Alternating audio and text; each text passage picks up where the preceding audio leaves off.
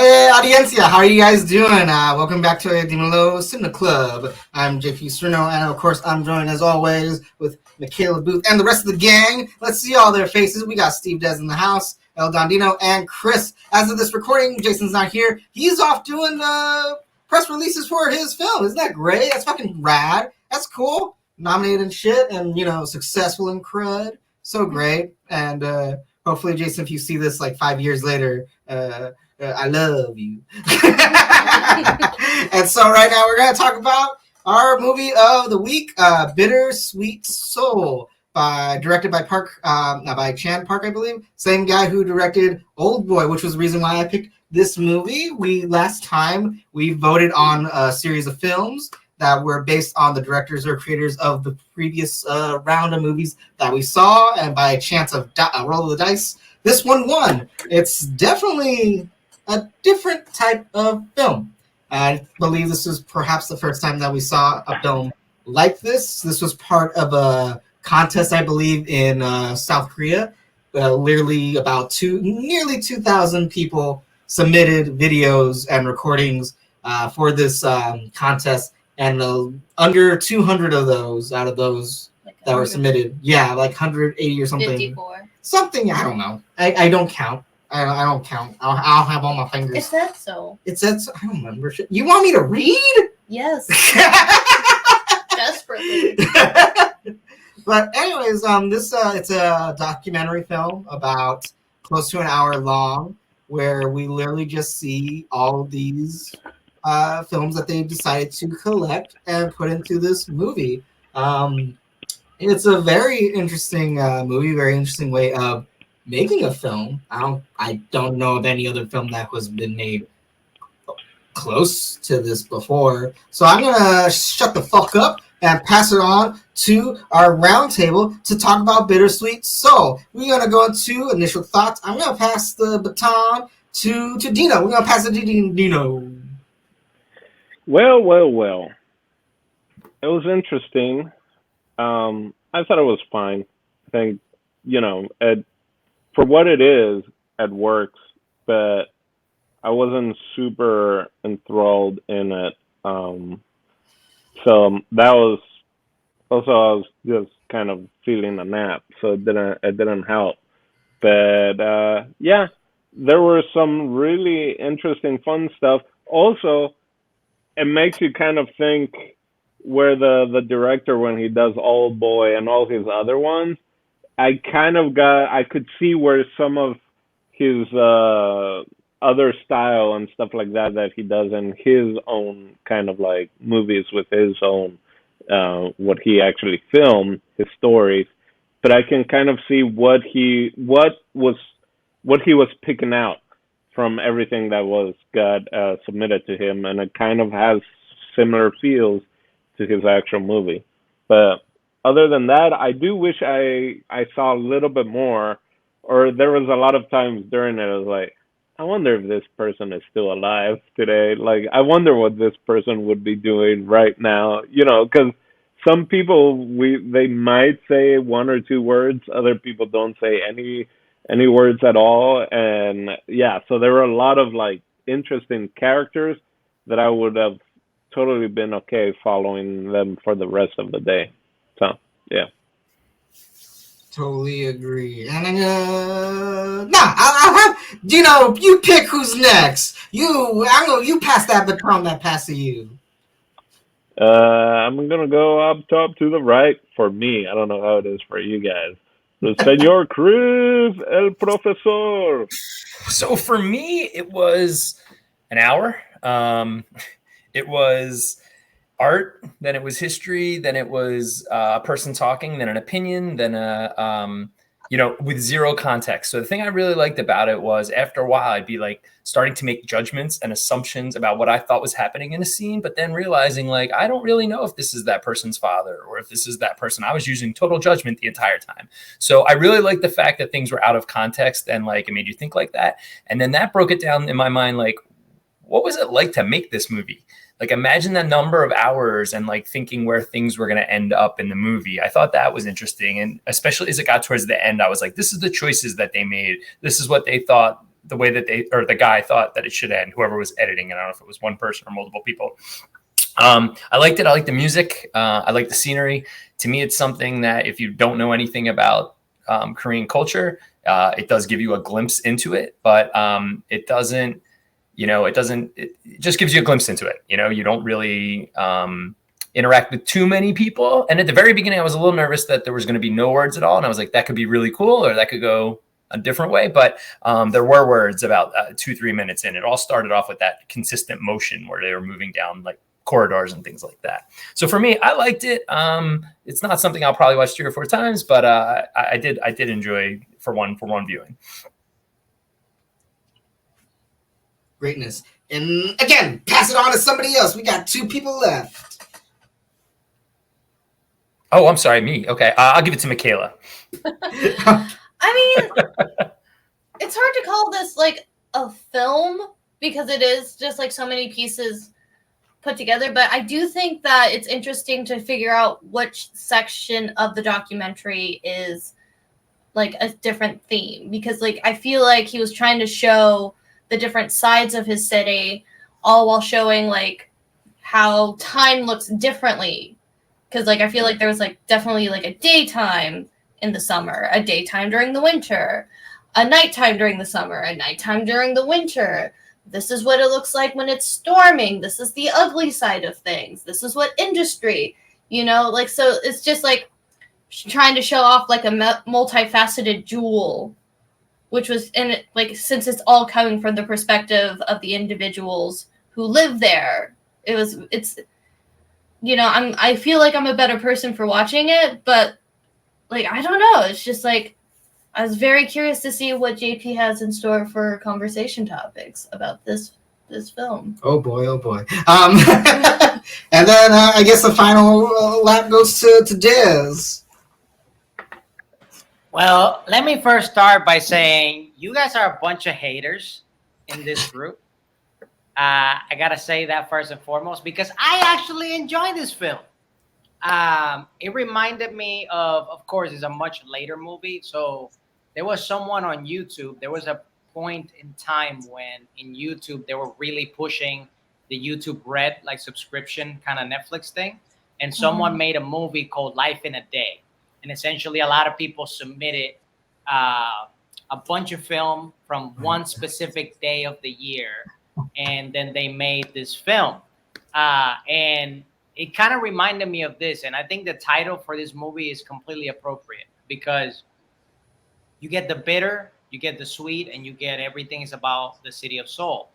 And at the very beginning, like it felt very heavy, and I could feel like the energy of it. And there were many moments, because I'm not as exposed to Korean culture as I wish I could be. So it was a great, like Chris was saying, a great glimpse to the culture, to the history, to what they went through in many different ways, because there's so many different problems, starting from giving you a glimpse of the homelessness, the suicide, trafficking, installing, that's when they installed the cameras, going from like these grandmas pushing, and like their backs are basically broken, like, oh my God, they're like so much. And then the music, the culture, people trying to create their own business, all this stuff. Like it was really cool. And what I take more about this film is to, in the eyes of the director and editor, is that this was not necessarily like shot by them. This was like submitted stuff that he got,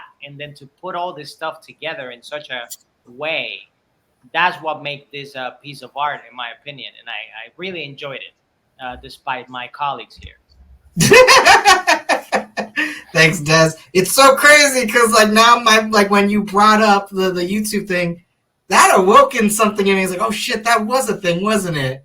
Like maybe 2010, like around that time. I do remember that. So I was like, oh my God, I do have a reference to something similar to this movie. But oh God damn, that was repressed in the recesses of my mind No, like absolutely. I guess I'll go a little into my first impression. This is probably the first time that a film, where I did not know where things was gonna go, and it did not bother me because I really hate things that are not narratively linear. So the fact that I picked this movie knowing enough where it's like, okay, it's definitely not gonna be that at all.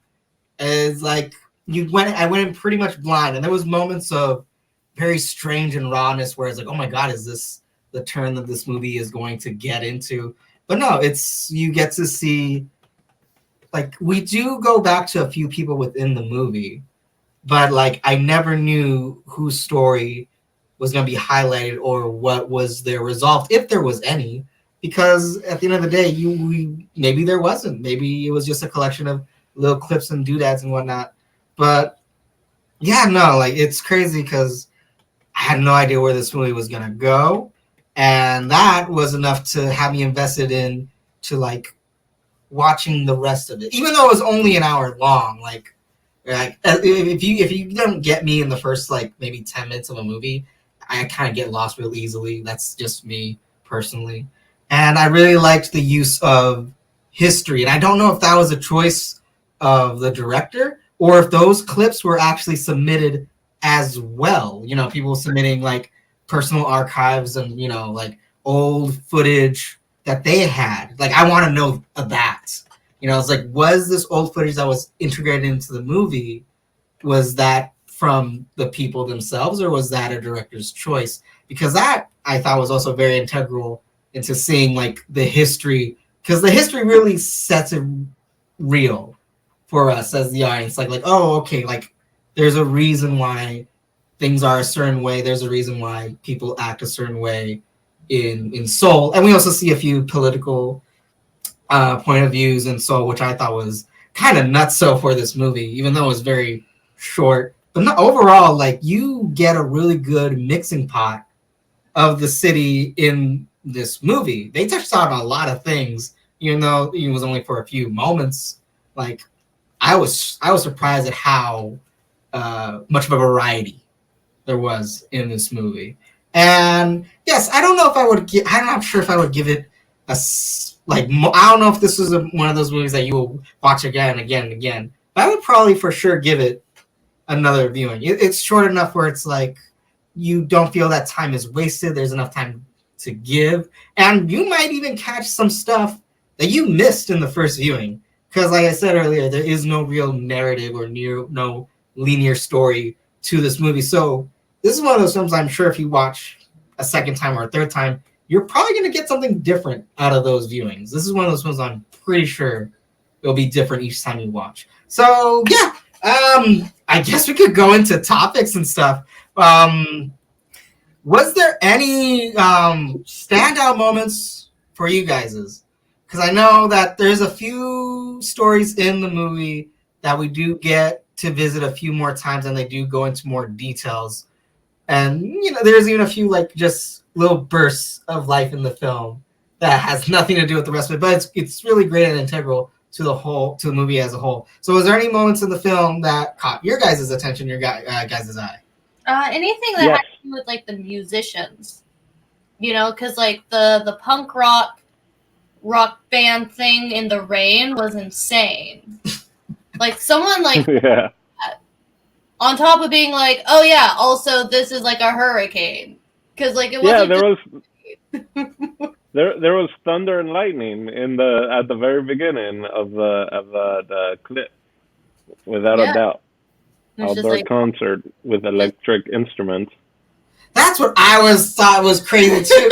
And plus, during that sequence, they showed a lot of things revolving like falling water. Yeah. Like the firefighters taking out the blaze that took out one of their ancient city gates. And then for some reason, like I don't know what the purpose of it is, but these fire hoses like spraying onto the river bend over a bridge. It's like you're I thought that was weird. It's like you guys are watering water, but that was a light show then. No, it was like a fountain. It was like a little show they were doing.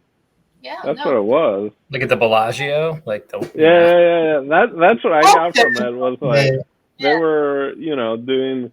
Because it's random just to have that up, and it's just gonna be the river river. Yeah, I got that water. same thing because there's people gathering there literally. Yeah, to watch yeah. that. All right. I mean, it's I'm smart, guessing right? my whole worldview of being told like that we're gonna die because of a drought. Maybe that's where my bias came in. It's like, what a waste of water. But like, Well, then Yeah. they should stop the Glendale Mall fountain, whatever. Oh, you gotta call Rick Caruso regarding that. He owns that thing. Oh, really? Yeah, he owns the Galleria and that fucking place next to the farmers market. I don't know. Okay. He owns a lot of shit. For me, I mean, I don't know if did you guys notice at one point they were interviewing. I loved what kind of went through of the randomness was just people that were asked, what's your dream, right? Like that question kept coming up. So some of those are like clearly just like, I got no dream no more. Yeah. It was because one was like, "What when you were a kid?" And it was like, "When I was a kid, and it's this." And then they were like, "And what about now?" Silence. No, but they're asking in the airport. They're talking to someone. Yes. Did anyone else notice that there were these kids running with like the carry-on, and one just like splat? Oh And man. there wasn't a whole lot. I feel like that's the only reason why that clip was placed in. That's what I'm hoping, that the director was just kind of like, she didn't really answer anything new or special, but there's a great moment in it. How many times did you watch it? Because I went back like 5 or 6 times to watch that kid crash. I'm gonna be the first time I was like, wait, what just happened? And then I went back and I was like, oh, I gotta see that again. No, I yelled at Ken. I was like, "Oh, but at least he caught it." because like that's how I would have been. I would have been like, oh man, that's in there forever. Also, the fact that the guy that they were interviewing didn't flinch, I would have like, especially at an airport, something that loud, I would freak the fuck out. It's like, yeah, what do you think about Seoul? I just got here. I don't know.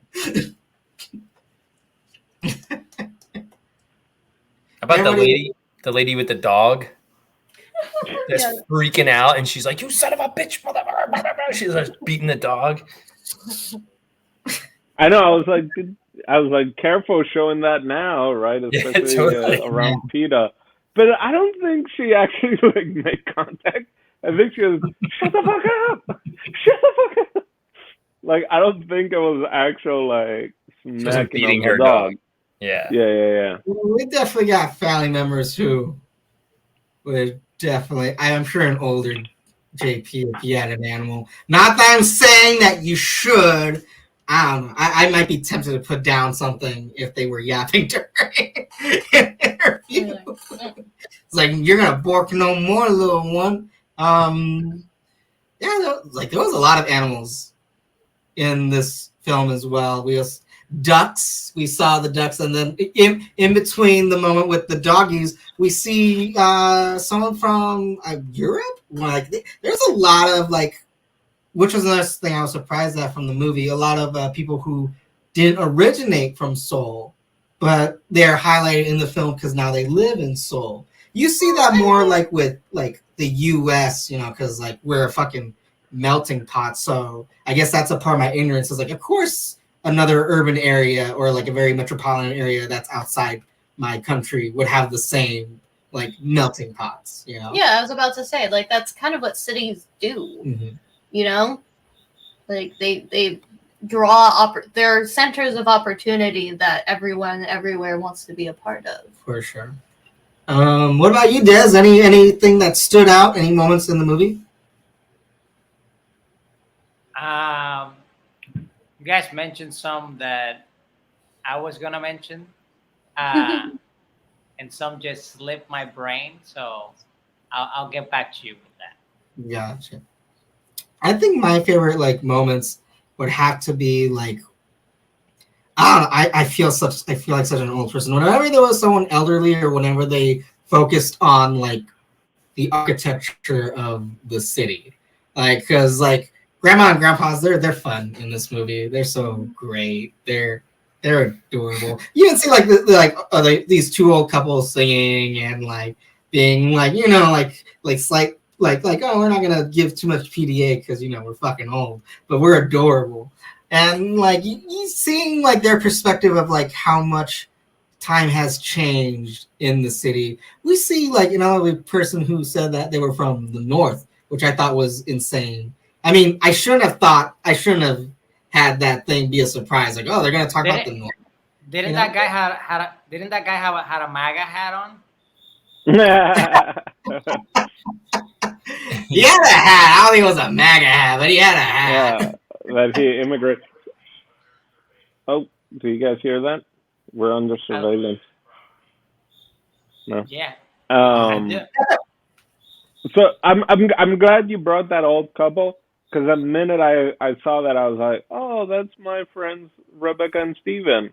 Like, because even the guy playing the guitar like crossed his leg and was playing just like my buddy, and she's sitting next to him and kind of singing and stuff, and I was like, oh my god, that's gonna be them in 80 years, because I'm pretty sure that couple, especially being Asian, is probably like 120 years old. How they probably wake up and do their Tai Chi and different things and are gonna live forever. Oh shit. So I remember now something that I wanted to talk about. So there was like one thing that I got from this movie documentary is that a lot of, at least to me, the people that seem the happiest were kind of the people that just said, you know what, I'm just gonna do my own thing.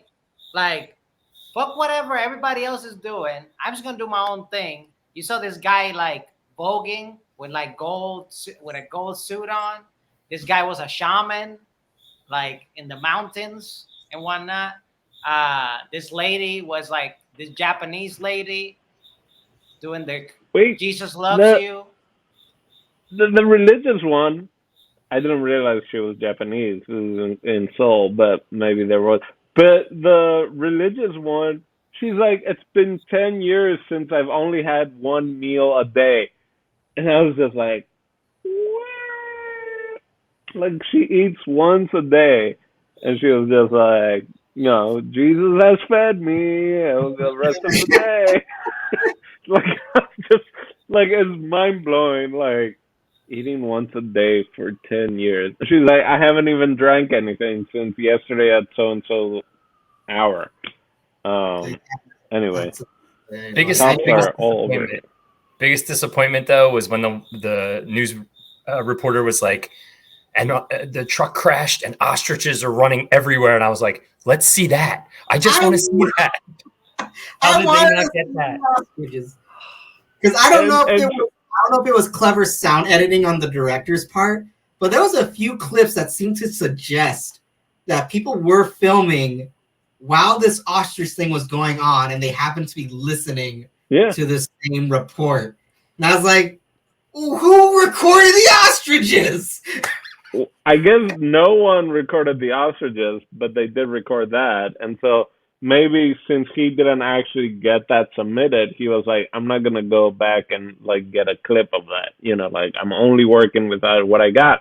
And it makes it more marvelous, the fact that she's like, I had to pinch my thigh so that I wouldn't laugh, during having to explain a truck of ostriches. Because she's a professional, damn it. I just think it's what I had a debate about this. Like, is it okay to say that you're not gonna do a thing just once you say it? It's like, I'm not gonna laugh at that because it's offensive. I want to, but I'm not. It's like, does that make it any better? But it's just ostriches. They're not just. Well, it's because she's doing a traffic report. You can't be like giggle, giggle, giggle, ostriches, giggle, giggle. Oh my gosh. Can't do that. No, but I really did like it's such a, now that you guys bring it up, it's such a great contrast to see like someone who's living like the daily average, like 9 to 5, versus those who are living what most people would consider avant-garde and kind of nutso. Like I was shocked seeing because before we see the Vogue guy, he's on the subway, like just walking. I thought I was under the assumption like, oh, he's a student. He's one of the students from the schools that we just got introduced to. And then when it cuts back to him later, he's in the gold out bedazzled thing, and he has other people like dancing around as well. It's like, I'm sure this guy submitted his own mini movie, and these are moments in that mini movie. Well, that's why I figured like a lot of these clips were, because like there was like that weird one where they find the girl lying in the bed of rocks and stuff. Like you could tell that some of these definitely had like narratives to them, but he like picked and chose to see like what told the best story of Seoul. Yeah, that was another story that, as much as I didn't like, because that was such a weird image of like, because I was wondering like, is this person homeless? Like, what is this person doing in the middle of the night, just lying down and whatnot? But yeah, no, that was, as much as I didn't like that imagery, it was like I kind of wanted to know like what's that person's story.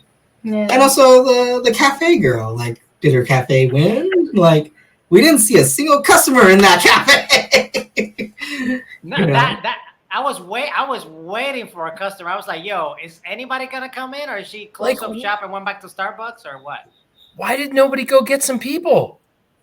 Like, just go get some people and bring them over. I guess that was sent in, so the director couldn't even go get some people. Because I would go get some people. I'd be like, come on. They got tired after like 5 minutes. Fuck this. Oh yeah, we'll come for your sign lighting at night just to see it. They should have gotten the same guy who did that ramen shop movie. And it's like, we're gonna redo your cafe.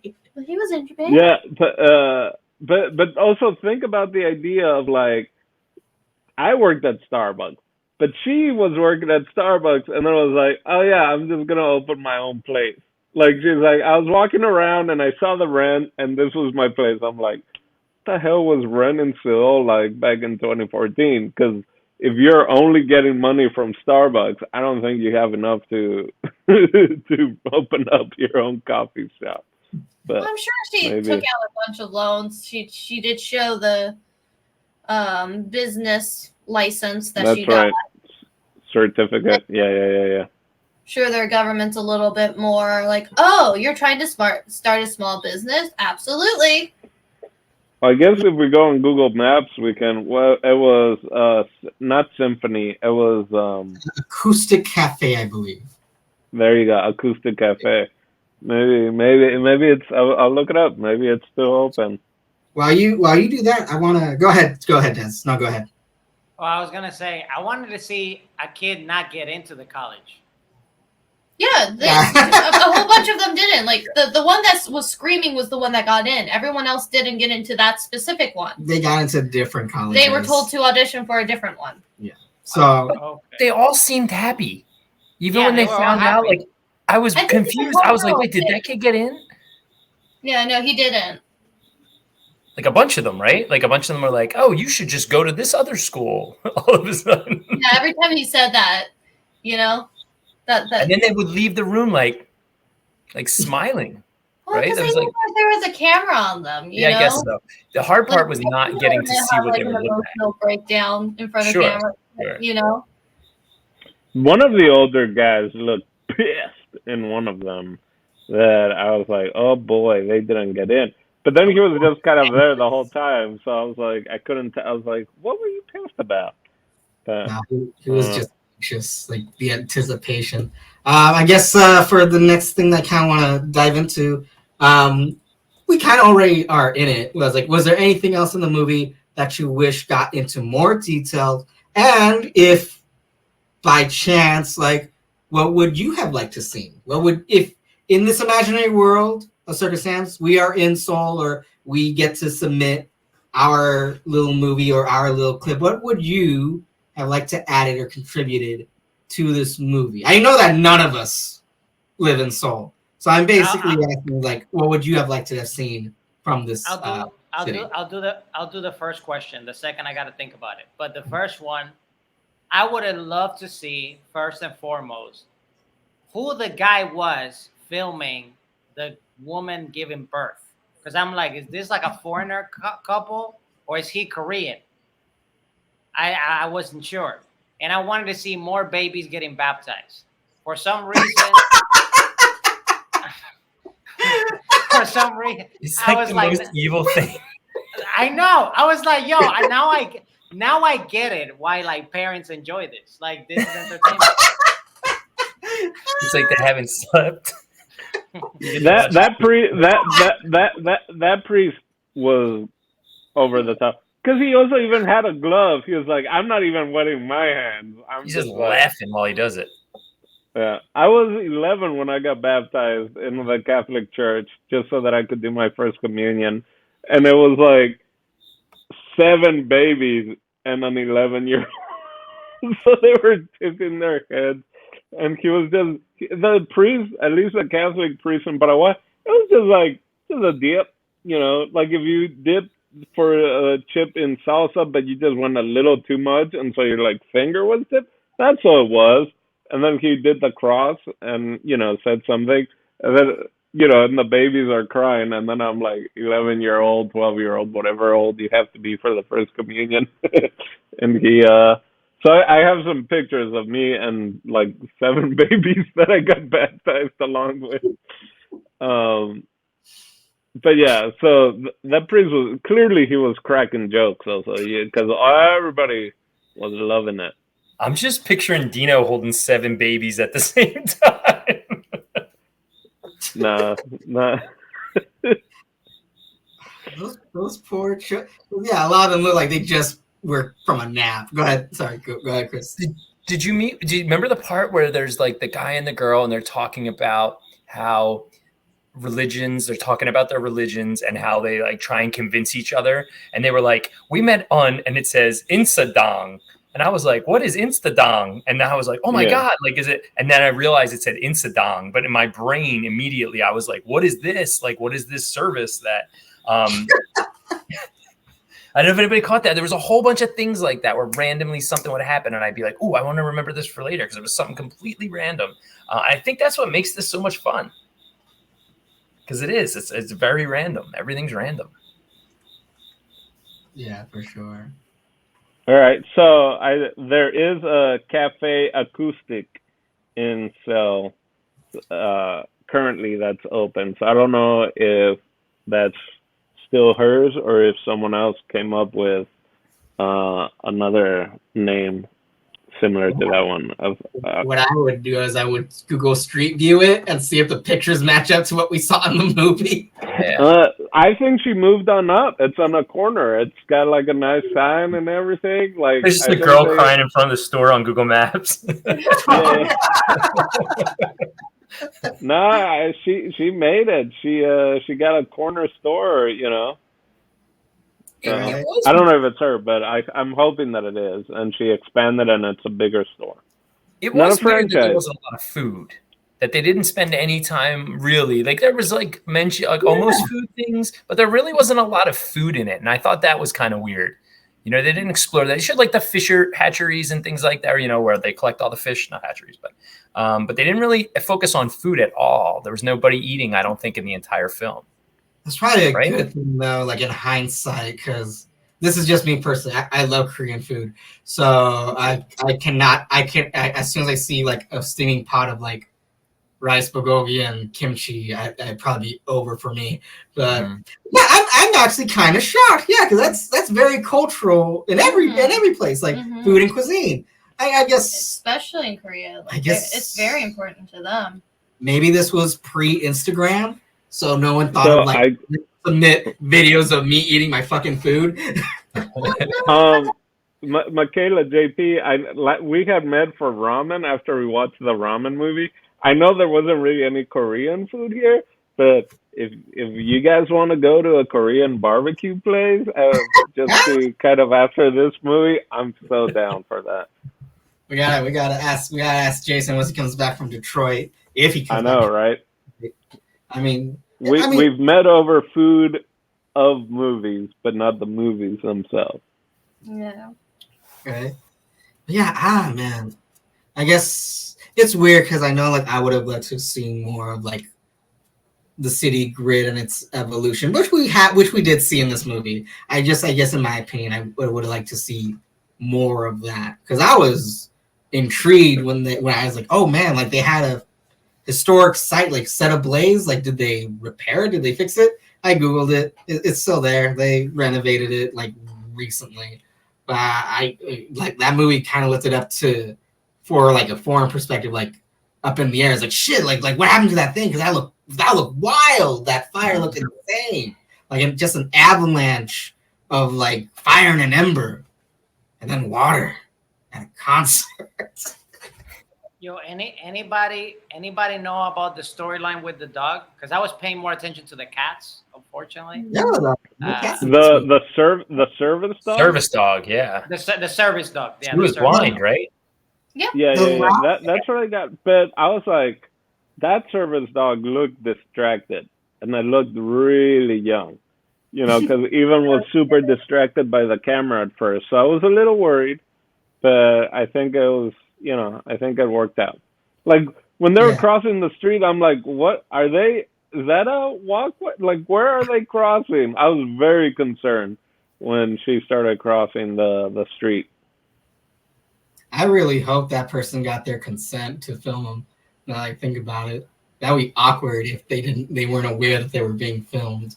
But and also like the pathways that they chose to go through seemed like, okay, this seems like a lot for you and the dog, especially like that long like stairwell. Like there has to be an elevator or a lift to get to the platform, because that dog looks hesitant. Like, you sure you want us to go up here?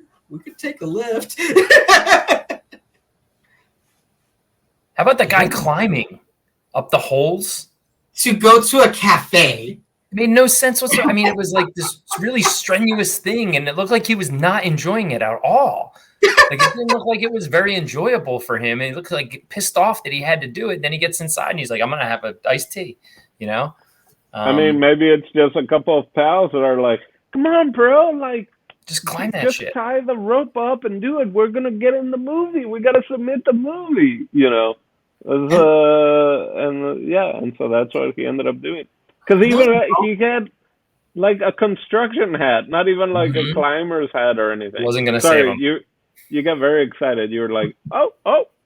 No, go ahead, sorry. No, go ahead. No, you first. No, go ahead. I would still remember. All right. I was going to jump. You made me think of the other part. Like, dude, how about the Squid Game part when they were talking about the Rose of Sharon or whatever it was called, have blossomed? Do you remember with the kids? Yes. This is pre-Squid Game, right? Like isn't that one of the games, not in the movie or not in the show Squid, but like that's the kind of game they were playing, like red light, green light, right? That's their red light, green light, and they were saying the same song that was in the show. So Mm-hmm. this is pre that. So I was like, oh, that's an interesting tie-in. Like that really shows culturally that is an actual thing there. But you did play though that game growing up as well, right? Sure. Yeah. I guess it's international game, you know. Yeah. Green light, you know. I just thought it was, It was in Korea. Yeah. Yeah. I guess, how was I going to say? I guess the bridge thing. Like, there was a moment in that, too, where I thought it was going to show that they got caught. Because it looked like someone who worked at the bridge yelled at them at one point. But then it immediately cuts to a different thing. So it's like, dang, like, how much are we not seeing from these stories? Because they only have an hour to make for this movie. I guess before we go into final thoughts, one last thing that was kind of relating to what we would have liked to see more in this film, because this film was made in, I believe, 2008, 2011, around that time. And when it comes to video recording and just people having access to that is leaps away within that short amount of time. Like you could make your own dang movie with your phone in much better, almost cinematic quality. So I guess my next question would be like, could a film like this be made again? And if we could make this movie again, what would be like a good candidate? Because this film was revolving the city and the heart of Seoul in South Korea, but with today's technology, where you could probably make a better looking movie, what would we like to see? Well, I mean, I think another aspect to this that I don't think we've really talked about is this is literally one of Korea's best well-known directors editing people from his city, his hometown. You know, so like I guess the equivalent to that is if like Tarantino had like an entire competition where he had people send him stuff and then he edited together himself like a love letter to Los Angeles, you know? Like I think it'd be kind of in that same vein, you know? Or George Lucas editing Aliens from Space. This is my home. This is where I live. I'm nervous about what Tarantino would pick. Like, to be honest, that would be the bloodiest. No, I'm just like, I don't know. I couldn't, because it would just be feet. Tarantino would just pick women's feet. Oh no! yeah. See, But like he also has like I feel like he has like the aesthetic to like understand that there's more to LA than like the glitz and glamour. Yeah. Versus like anyone else who would probably just focus more on like landmarks and Rodeo Drive and da da da da. You know? half the movie's in someone's basement. Because that's where they live.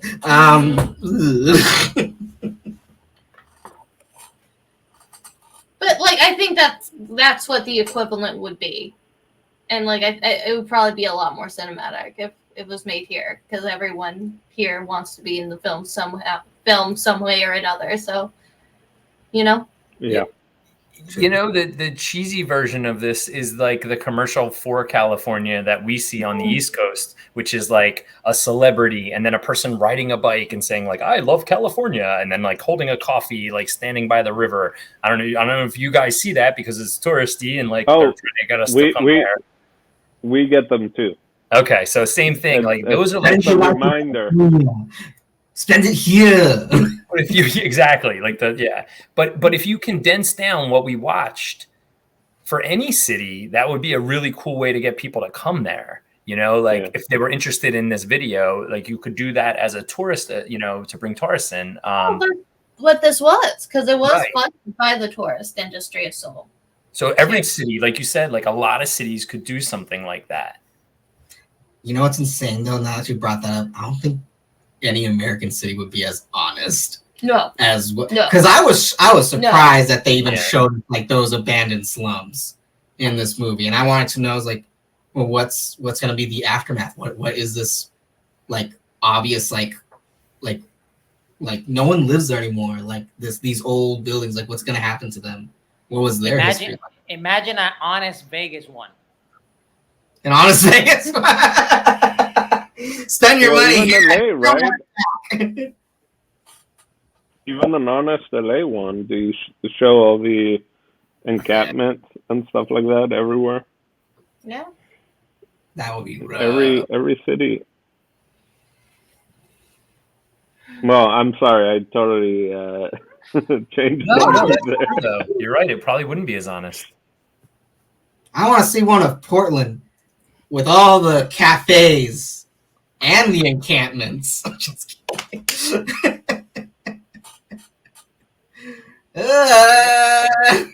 We should try and make this. We should try to cut this before our mark, or else didn't think we'd be talking that much for an hour movie. Right. We did it last week. Go ahead, Des. What were you gonna say? Big Bird one. No, I said bittersweet JP. Right? Oh man. Let's say it, because like I guess that sort of movie wouldn't work here in the States for like a true honest like viewing of it. But I would definitely like to see like for sure like other places that I have no familiarity with. So definitely, except Russian. I don't want to see no Russian cold ass crap town. I don't want to see that. You heard me, Putin. I'm just kidding. Anyways, before we get into final thoughts. Is there anything else that anyone would like to add, contribute, or does anyone have a baby that they want to record real quick? I just have one thing. Little So baby. Are you I pregnant? just have one thing. So what's up with the guard that was like doing this stuff, you know? That's another story that I wanted to know too, because they cut to him in several parts of the movie, and it's like that's obviously the same night that he's doing that. And that was a guy with a gun in the background, like with his teams. Like you guys were allowed to record and talk to this guy while something was going on. That's a riot or a protest. Probably. What was the purpose of the guy with the light and then the guy with the gun? I was wondering that too. Like, is he directing people where to go, or he was directing standard buys because I believe this was actually made in 2013. Which, if that's the case, the workers. Yeah. Okay. Right. Which is crazy because they actually talk about that in Squid Game, I think. Mm-hmm. Mm-hmm. They do. So, big deal, and that's also part of why I put the house. Anyways, history. Very interesting. Okay, let us go into our final thoughts. So, Dino, you go ahead and then do that baton passing. I thought it was fine. Again, it's not one. I don't think I got anyone that I would recommend, except if someone was maybe starting off in film or school. It's just a way of getting practice, of just getting clips from different things, and can you tell a story? So that's maybe where I would bring it up, just using random clips to create some sort of narrative. Other than that, it was fine. There was some enjoyable things in it, but I think the fact that it was an hour long, it made it okay. And I'll pass it on to Steve does. So final thoughts. I would say like the only thing I wish, if I was a little bit more prepared and not watch it last minute, like I always watch everything. I wish I would have asked one of my Korean friends to see if they have watched the movie or if they will be down to watch the movie, to kind of get their perspective about it. Because it would be kind of cool to get like a authentic Korean person from actual Korea, or at least their family from there, to just get their point of view of it. But to me, it opened me a little bit more to the history, since, like I said before, and I say it again, I'm not as cultured in that particular culture. So it was cool to watch. And definitely, if you're looking for great Korean food videos, YouTube got it all. Go watch it. I'll pass it to Chris. I would say anybody that was going to travel there, I think it's a cool way to see where you're headed beforehand and get a real sense of what it's like. Like, I would know some things going in, but not so much of how much of the devastation still exists. Also, maybe somebody that you're friends with that is Korean American and does not have, has never been there. I would recommend it to someone like that, someone who's actually never been to Korea. This is definitely a good look into what it's like, and may, invoke something in them that they'd want to go visit. Again, I don't know, this is something I'll watch multiple more times, but I think I would watch a movie like it. And I think the time was just about perfect. I feel like if it was any longer, it would have been too long. But I feel like the music keeps it going, and he used a lot of motion to keep it going. So there's a lot of movement in this movie, like people walking around and moving throughout the entire thing. I'll kick it back over to Michaela. I think it's a really interesting piece of art, and I'm glad that I was able to participate in it.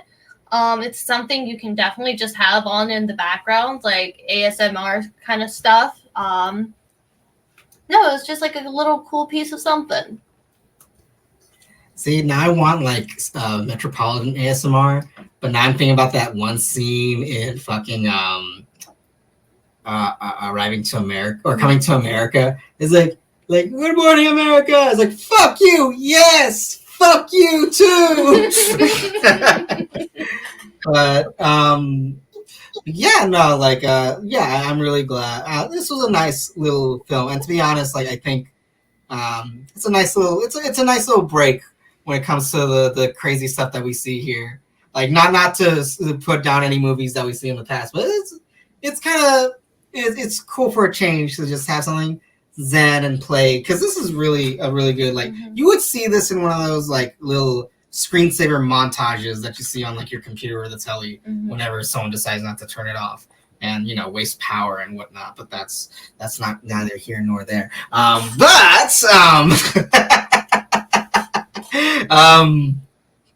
I lost my train of thought.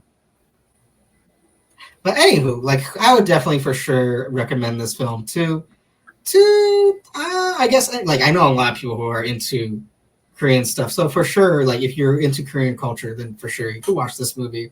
Oddly enough, I probably wouldn't recommend this or ask my Korean friends, because last time I did that, I might have said some things or done some things. I learned while eating Korean barbecue with a buddy that I've been doing it wrong the whole time. So that's great. But anyways, that's, again, neither here or there. I'm going to stop with this jargon talk. I'm glad that we all got to enjoy and watch and partake in this short little experience of slice of life that all these people were able to put together in this cool little movie. And yeah, that's it for the Cinema Club for today. That was our take on Bitter Sweet Seoul. But I gotta pass the baton to Michaela. Do you have a question to ask to Chris? And then Chris can pass that question off to Dino, and then Dino can pass that question on just to ask Steve. Steve, what do you got for us next week? Ooh.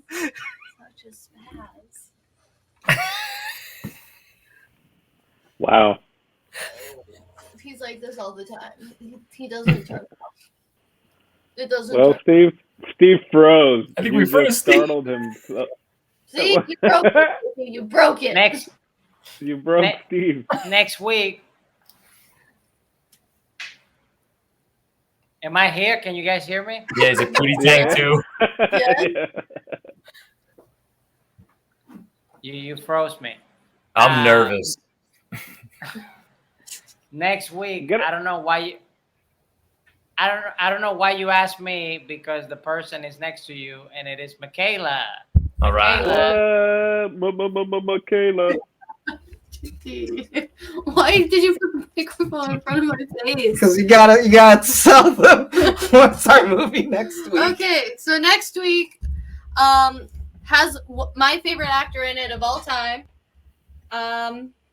The Secret Life of Walter Mitty. Oh, I love that. Oh, no, sorry. Oh, you mean the original? The original. Oh, my bad. 1954 version with Danny Kaye, Boris Karloff.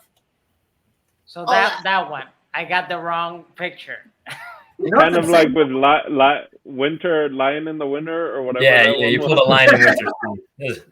Where's Patrick Stewart? Some flowing hair. I think we actually saw that movie in theaters, though. It has Patton Oswalt, has Ben Stiller. It has that one guy from The Office. I was gonna say, like, Ben Stiller is your favorite actor of all time. No, I was like, because like I knew that, like I knew about the remake, but it's just like I never realized that Danny Kaye and Boris Karloff were in a movie together, and I was just like, why haven't I seen this yet? Nice. There you go. All so right. For Michaela, JP, El Dondino, Chris, and me, Steve. That's Steve B. We'll catch you next week. Bye-bye. Bye.